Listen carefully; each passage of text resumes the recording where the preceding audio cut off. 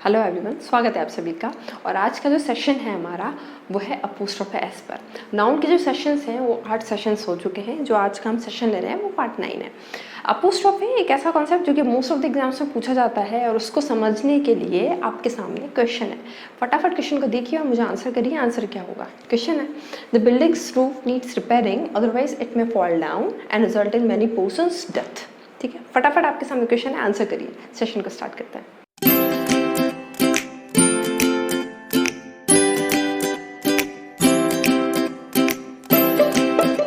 I hope आपका answer आ गया होगा। और आंसर जो है वो है द बिल्डिंग्स रूफ में हमारा एरर है। अब कैसे है, कॉन्सेप्ट को समझते हैं। चलिए, अपोस्ट्रोफी जो कि रिप्रेजेंट किया जाता है इस मार्क से। आपने देखा होगा राम्स बुक मतलब राम की किताब, सीता's ड्रेस, सीता की ड्रेस, इस तरह से।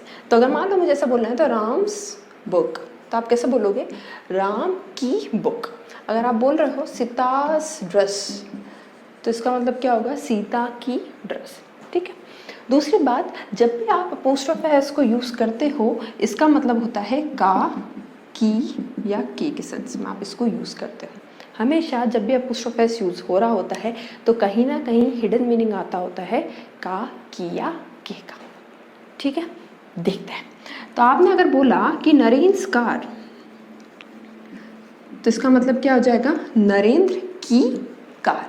अगर मैंने बोला दिव्यास हाउस, ठीक है, तो क्या हो जाएगा? दिव्या का हाउस। इस तरह से जब भी अपोस्ट्रोफी एस मिलता है तो हम हिडन मीनिंग ढूंढते हैं। वो मीनिंग क्या होता है? का, की या के का।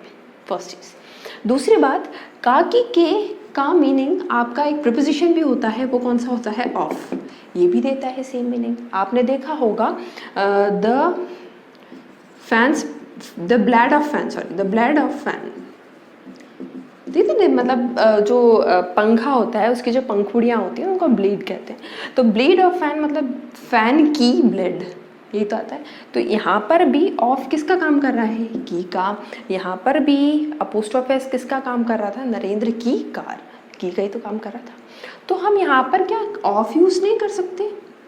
या फिर यहाँ पर हम अपोस्ट्रोफी एस यूज नहीं कर सकते? जब दोनों का ही मीनिंग का, की, के का होता है तो दो अलग अलग कॉन्सेप्ट्स क्यों? तो इसका आंसर ये है कि अपोस्ट्रोफी एस, ध्यान से सुनिएगा, अपोस्ट्रोफी एस जो होता है हमेशा लिविंग बीइंग के साथ ही यूज करते हो। हमेशा आप लिविंग बीइंग्स के साथ ही अपोस्ट्रोफी एस यूज करते हो। क्या बताने के लिए? पोजीशन बताने के लिए। पोजीशन या फिर अधिकार, में बोलूँ अधिकार बताने के लिए हम अपोस्ट्रोफी एस को यूज करते हैं। अगर आप नॉन लिविंग के साथ अपोस्ट्रोफी एस यूज कर रहे हैं तो गलत है। अगर आप नॉन लिविंग के साथ का, की, के का सेंस देना चाहते हैं तो उसके लिए आपको क्या यूज करना पड़ेगा? ऑफ। मेरी बात आपको क्लियर होगी? तो यहाँ पर जैसे कि अगर ये मैंने ऐसा बोला है तो क्या मैं ऐसा बोल सकती हूँ फैंस ब्लीड? तो अगर अपोस्ट्रोफी एस लगाना है तो चेक करना पड़ेगा कि क्या वो लिविंग है। आपने देखा फैन क्या लिविंग होता है? नहीं, नॉन लिविंग है। तो यहाँ पर अपोस्ट्रोफी एस का कोई काम ही नहीं है। क्या यूज करोगे? The blood of fan. इस तरह से सेंटेंस यूज होगा।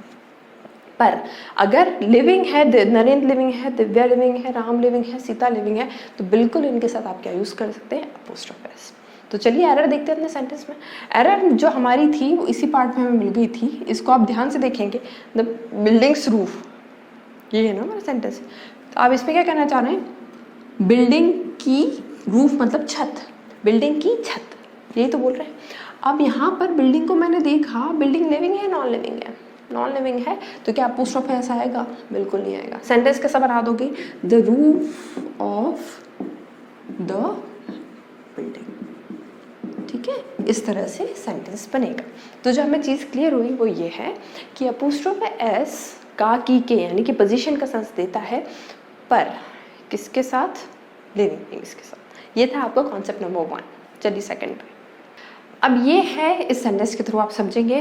वीडियो पॉज करिए, फटाफट एरर फाइंड करिए। एरर क्या है चलिए देखते हैं। Very few soldiers dare to pay deaf ear to, deaf मतलब ध्यान न देना, to commanders in chief advice. बहुत कम सोल्जर्स ऐसे होते हैं जो हिम्मत कर पाए कि अपने कमांडर इन चीफ की ऑर्डर्स को या फिर एडवाइस को वो नकारा करें, ध्यान न दें या फिर सुने ना। ऐसा एडवाइस की जगह मेरे हिसाब से हमें एक प्रॉपर वर्ड यूज करना चाहिए, वो है ऑर्डर्स। ठीक है, इज आर द एप्रोप्रिएट। चलिए देखते हैं। अब जो हमारा सेंटेंस है उसमें अपोस्ट्रोफ एस यहाँ आ रहा है। आप क्या कहना चाह रहे हो? कमांडर इन चीफ की ऑर्डर्स या फिर कमांडर इन चीफ के ऑर्डर्स, ये तो कह रहे हो। तो कमांडर इन चीफ के ऑर्डर्स, अब ध्यान दो का की के आप किसके साथ लगा रहे हो? कमांडर इन चीफ के ऑर्डर्स, के तो मेरा यहाँ पर आ रहा है। आप ऐसा थोड़ी ना बोल रहे हो कमांडर के इन चीफ ऑर्डर्स, ऐसा थोड़ी ना बोल रहे हो। आप क्या बोल रहे हो? कमांडर इन चीफ के ऑर्डर्स। तो ध्यान देना, जहाँ पर भी आप का की के का प्रोनाउंसिएशन ले रहे हो वहाँ पे सेंस मिल रहा है, उसी के साथ आप क्या यूज़ करते हो? Apostrophe S. यानी कि इस सेंटेंस को मुझे कैसा बनाना पड़ेगा? Commander in chiefs orders.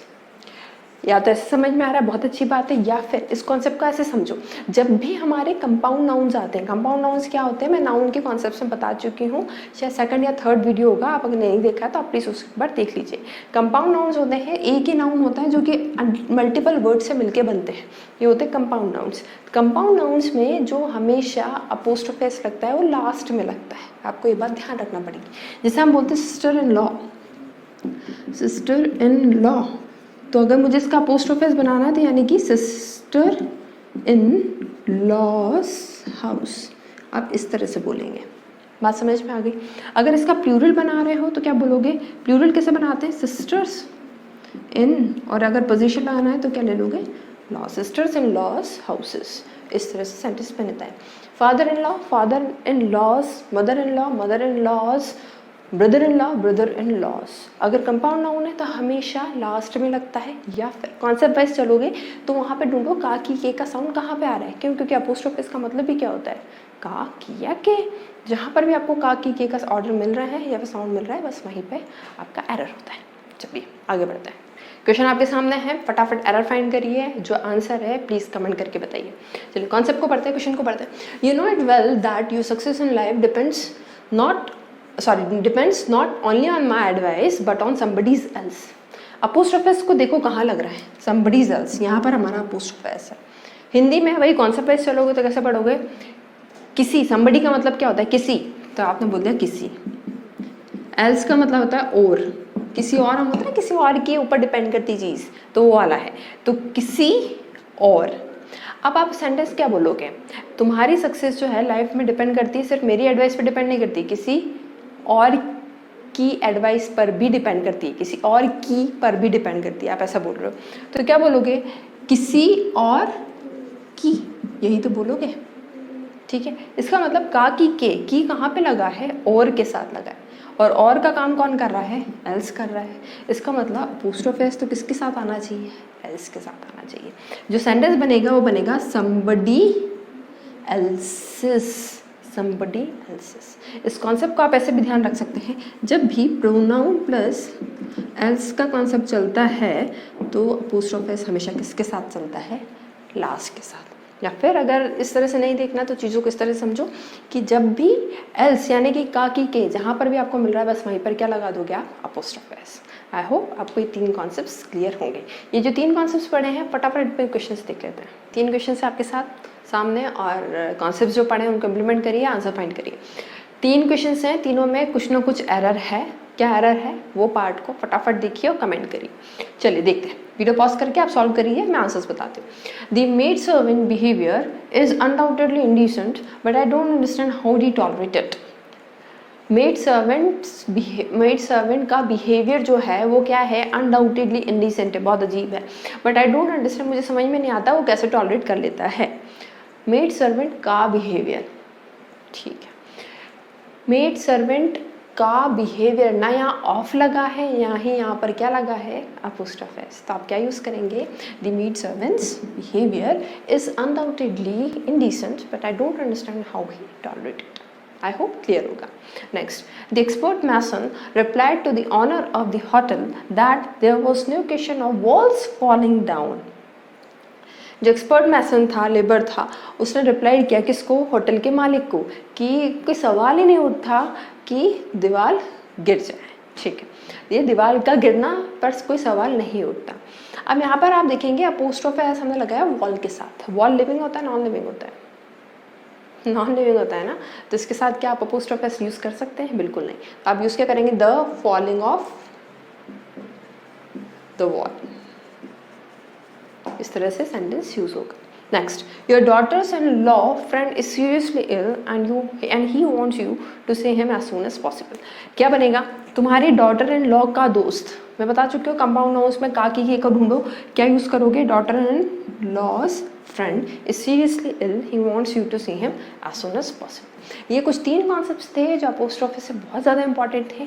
3 concepts और हैं, उनको मैं लेकर आऊँगी। फटाफट इन क्वेश्चंस पे प्रैक्टिस करिएगा। नेक्स्ट सेशन में जल्दी मिलते हैं। अगर वीडियो पसंद आता है तो प्लीज़ लाइक करिए। अगर चैनल को सब्सक्राइब नहीं किया तो प्लीज़ सब्सक्राइब कीजिए और ज़्यादा से ज़्यादा लोगों तक शेयर कीजिए इस वीडियो को, ठीक है? बाकी मेरा नेक्स्ट वीडियो का इंतज़ार कीजिए। जल्दी नए वीडियो में मिलते हैं। Thank you.